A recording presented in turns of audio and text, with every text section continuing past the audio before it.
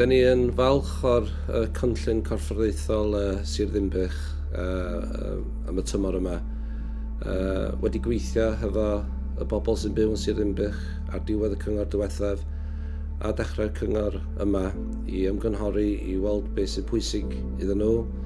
Da ni wedi creu cynllun sy'n mynd i datblygu prosiectau sy'n pwysig i'r bobl Sir Ddinbych. Because we started off by talking to the residents, we've done a full consultation and survey, and then after that the newly elected councillors met up and also had an input. So I believe the fact that residents have bought in and the county council have bought in makes it more likely to happen.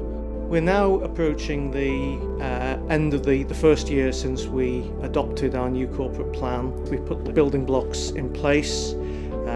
We have a comprehensive plan in order to fund the projects which are coming forward and being developed. One of the priorities is reducing domestic abuse, to really topic that people haven't really not talked about in the past. I think that's changed, and the amount of people reporting it now is increasing.